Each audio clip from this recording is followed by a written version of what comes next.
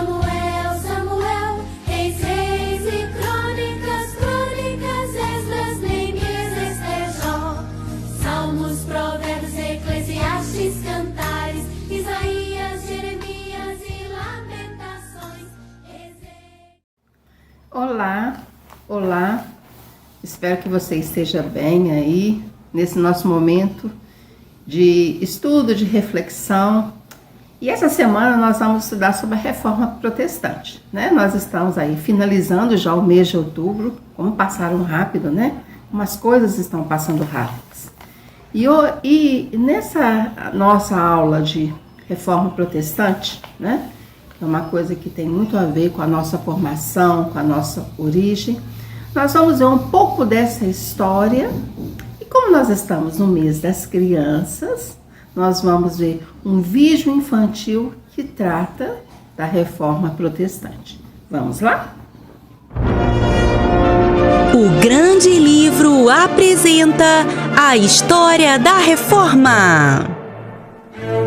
Há muitos e muitos anos atrás, existia um homem chamado Martinho Lutero. Ele era um cristão muito dedicado ao ensino das Escrituras, ou seja, da Bíblia. Lutero era alemão e vivia na Alemanha, mas apesar disso, teve que estudar latim para poder estudar a Bíblia. Assim como em todos os outros países, a Bíblia era escrita somente em latim, que era uma espécie de língua oficial dos livros. Você deve estar se perguntando, mas como então as pessoas comuns que não sabiam latim podiam entender a palavra de Deus? Elas iam à igreja e os sacerdotes ensinavam. Na verdade, pouquíssimas pessoas sabiam latim. A maioria eram sacerdotes e estudiosos. As pessoas dependiam da explicação deles para entender as Escrituras. Isso não é nada bom. Conforme Martinho Lutero estudava a Bíblia, ele começou a perceber que algumas coisas estavam sendo ensinadas diferente de como estava na Bíblia. A primeira coisa que chamou a atenção dele foi que estavam ensinando que para ser perdoado de seus pecados e ir para o céu, era preciso pagar indulgências. Indulgências? O que era isso? Indulgências eram uma maneira de se comprar com dinheiro o perdão de Deus e garantir um lugar no céu. Ué, mas é isso que lemos nas Escrituras? Nós que lemos a Bíblia sabemos que não. Mas naquela época, como a maioria das pessoas comuns não sabiam o latim, elas não sabiam que isso não era verdade. Quanto mais Lutero estudava a Bíblia, mais erros encontrava nos ensinos dos sacerdotes. Então ele começou a escrever. E ele escreveu 95 teses, mostrando tudo o que deveria ser corrigido no ensino da Palavra de Deus. As 95 teses de Lutero eram baseadas em 5 princípios básicos das Escrituras, que ficaram conhecidos como os 5 solas. O primeiro sola é sola scriptura, que significa somente a Escritura, porque todo o ensino da fé cristã deve ser fundamentado na Bíblia, ou seja, a Escritura, pois está escrito: toda a Escritura é inspirada por Deus e útil para o ensino, para a repreensão, para a correção e para a instrução na justiça, para que o homem de Deus seja apto e plenamente preparado para toda boa obra. 2 Timóteo 3, 16 e 17. O segundo sola é sola fide, que significa somente a fé, porque só existe uma forma de encontrar salvação: pela fé. Nossas obras não podem nos trazer salvação, porque a salvação só pode ser dada pela fé em Jesus. As boas obras são uma consequência da nossa salvação, ou seja, da presença de Jesus em nós, porque está escrito: não me envergonho do Evangelho, porque é o poder de Deus para a salvação de todo aquele que crê, primeiro do judeu, depois do grego, porque no Evangelho é revelada a justiça de Deus, uma justiça que do princípio ao fim é pela fé, como está escrito: o justo viverá pela fé. Romanos 1, 16 e 17. O terceiro sola é sola gratia, que significa somente a graça. Porque a salvação não é dada a nós por merecimento. Somos pecadores e somente pela graça, que é um presente de Deus, podemos receber salvação. Pois está escrito: pois vocês são salvos pela graça, por meio da fé, e isso não vem de vocês, é dom de Deus, não por obras, para que ninguém se glorie.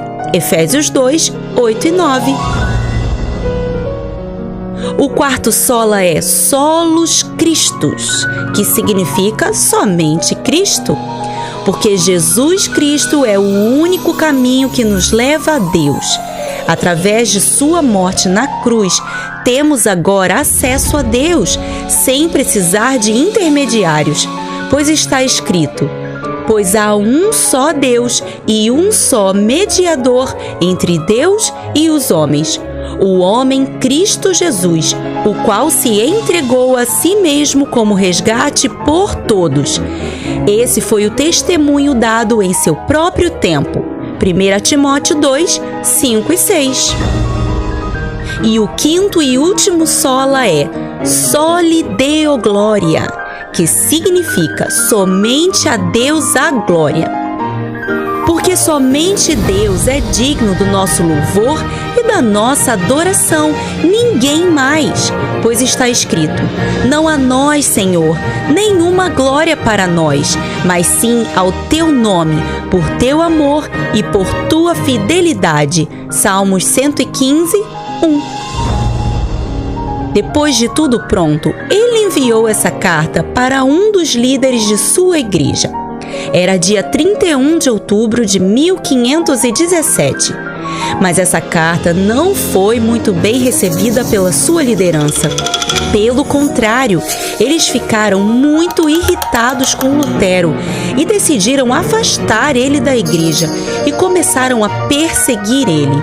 Com isso, Lutero fugiu para salvar sua vida e se escondeu na casa de um amigo. E sabem o que ele fez lá? Ele começou a traduzir a Bíblia para sua língua, o alemão. Que grande ideia! Assim, as pessoas poderiam ler as Escrituras e conhecer a verdade.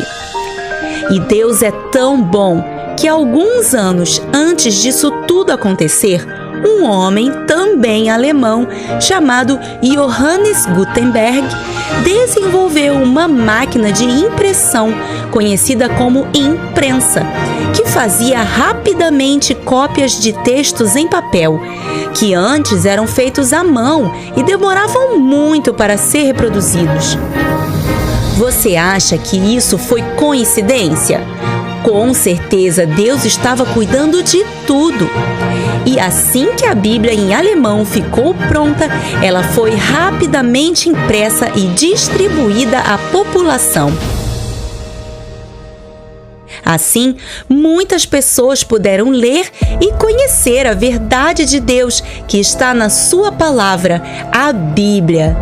E assim foi instituído no dia 31 de outubro o Dia da Reforma, o dia em que Martinho Lutero trouxe a Bíblia para o centro, o fundamento do ensino da nossa fé. Aleluia! Se você gostou desse vídeo, dá um like com capricho e compartilhe ele com seus melhores amigos. Ah, e não se esquece de se inscrever para não perder nenhuma história. Até a próxima, tchau! E como nós estamos falando de reforma, né? Como a gente já ouviu um pouquinho da história da reforma, nós vamos ouvir a história do hino Castelo Forte, que está aí tudo a ver, tudo relacionado com a reforma protestante, com Martinho Lutero. Vamos então ouvir a história desse hino? O hino Castelo Forte foi criado por Martinho Lutero, um monge agostiniano, em 1521, quando fugia do tribunal da Santa Inquisição. Tudo começou quando Lutero, ensinando a Bíblia Sagrada aos seus alunos, deparou-se com o trecho da carta de Paulo aos Romanos que dizia: "A justiça de Deus se revela no Evangelho, de fé em fé, como está escrito: o justo viverá por fé." Capítulo 1, versículo 17. Lutero, que sempre temeu a justiça de Deus, percebeu que esta justiça já havia sido aplicada em Jesus Cristo, na cruz do Calvário, e então ele não precisava mais temer a Deus, mas viver pela fé em Cristo Jesus, que havia morrido em seu lugar. A partir deste entendimento, as portas do paraíso se abriram para Lutero, e ele percebeu que havia muita coisa errada na igreja. No dia 31 de outubro de 1517, ele escreveu um documento com 95 teses ou afirmações contra os erros da Igreja Católica, basicamente contra o comércio das indulgências, e o afixou na porta da igreja do castelo de Wittenberg, na Alemanha.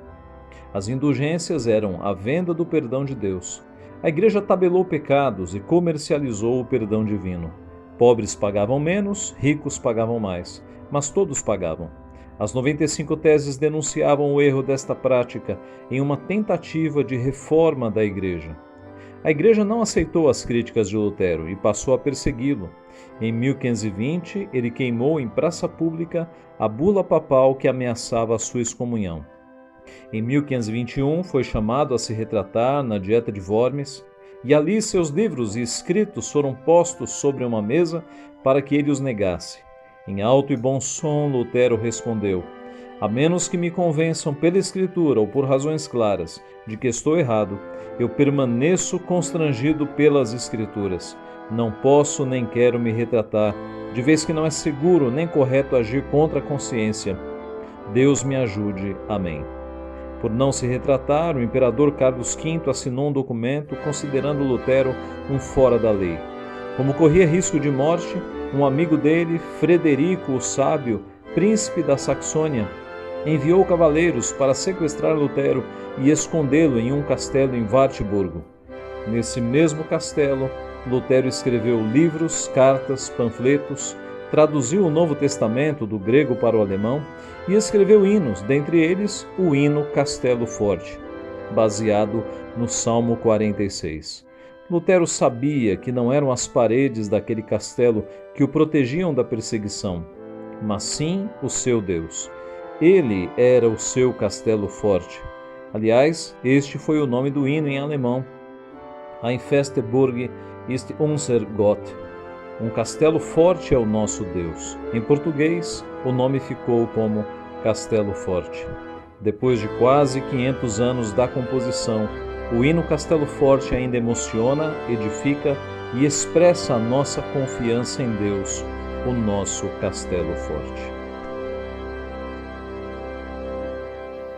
Bem, e para esse nosso momento de oração, esse nosso momento de reflexão, fica aqui uma dica, né? Uma sugestão, é claro, né? No estudo bíblico de quinta-feira passada, pastor Valquimar, ele fez um estudo, terapia para superar o medo, do Salmo 27. Se você puder, vale a pena conferir. Então vamos orar? Vamos primeiro agradecer a Deus pelas bênçãos recebidas, né? Tantas bênçãos recebidas, inclusive pela chuva. Chove em Belo Horizonte e isso é muito bom. Vamos clamar pelo nosso país, pelo nosso presidente. Nós temos que sempre clamar pelo nosso presidente, pelas nossas lideranças, né? Pelas pessoas que ocupam cargos, os mais diversos cargos do nosso país. Vamos orar pelos nossos missionários. Nós temos missionários lá na cidade de Paracatu, o Daniel e a Magda. Vamos orar por eles, pelos filhos, né? e pelo ministério deles ali naquela cidade. Vamos orar pelos pastores da IBA, Igreja Batista das Alterosas, pastor Valquimar e a Lídia, pastor Sincero e a Simone, pastor Manuel e a Atila e pastor Rubens e a sua esposa. Vamos orar sempre pelos nossos pastores. E mês das crianças, vamos orar pelas crianças, pelo departamento infantil, pelas professoras, né? Pelas pessoas que estão ali naquele ministério, um ministério tão importante. E orar pelas famílias das crianças, para que elas tenham sabedoria para lidar com as crianças, na instrução, mostrar o melhor caminho, né? E que tudo seja feito para a honra e glória do nosso Pai. Vamos orar pelos adolescentes. Nós temos uma classe de adolescentes que funciona todo domingo de 9 às 10 horas, com a Danúbia e o Dagoberto, eles já estão ali. Vamos orar pelos nossos jovens, com a Laís e o Saulo, que eles também têm um encontro semanal, para que Deus abençoe também esses ministérios. E vamos orar hoje, nesse momento, pela maturidade. Esse ministério que está aí lidando com os idosos, com os enfermos, para que Deus capacite cada vez mais esse ministério, para as pessoas possam ter noção da importância desse ministério numa igreja, que possam participar e que as pessoas se sintam bem em estar reunidas naqueles momentos ali. Vamos orar pelos nossos dízimos e ofertas, as pessoas que estão dizimando, as pessoas que estão ofertando e as pessoas que por enquanto não estão ofertando. E vamos orar pelo nosso tesoureiro, pela sua família, para que Deus dê sabedoria, e pela comissão de finanças, que são pessoas que estão lidando aí com essa área tão importante da nossa igreja. Vamos orar pelos nossos ministérios. Nós temos diversos ministérios em ação na nossa igreja, para que Deus abençoe a cada um, capacite a cada um e que novas pessoas possam se despertar para o trabalho. Há muito que ser feito. Vamos orar pelos nossos diáconos, essas pessoas que estão próximas ao pastor Valquimar, para que Deus abençoe a cada um deles. E pela nossa liderança, nós temos que sempre orar pelos nossos líderes. E vamos orar pela nossa construção. Nós estamos aí com a construção já no estágio bem adiantado, a gente já pode ver os resultados, para que haja sempre recursos, para que Deus abençoe os funcionários e que essa obra possa ser para a honra e glória do nosso Pai. E nós vamos terminar esse mês de outubro, né? Essa série de estudo, de lições, e nós vamos ouvir. Nós vamos ouvir e, se possível, cantar o Salmo 27. Tenham todos uma boa semana e até breve. 1, 2, 3, 4.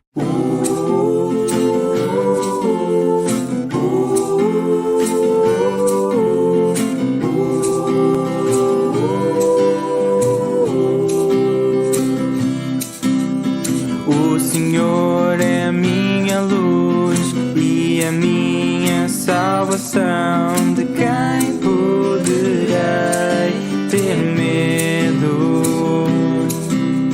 O Senhor é a minha luz e a minha salvação. De quem poderei ter medo? O Senhor defende a minha vida.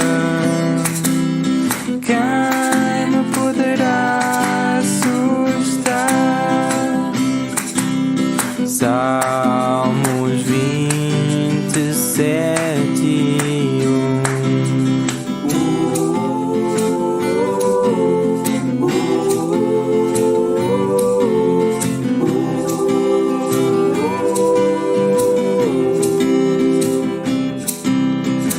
O Senhor é a minha luz e a minha salvação. De quem poderei ter medo?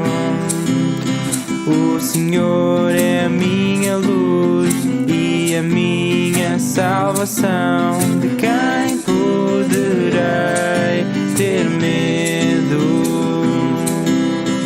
Senhor defende a minha vida.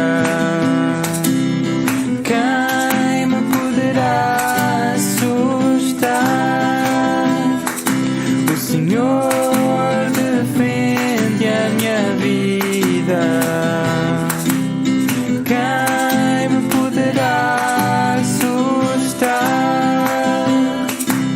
Salmos 27:1. Salmos 27.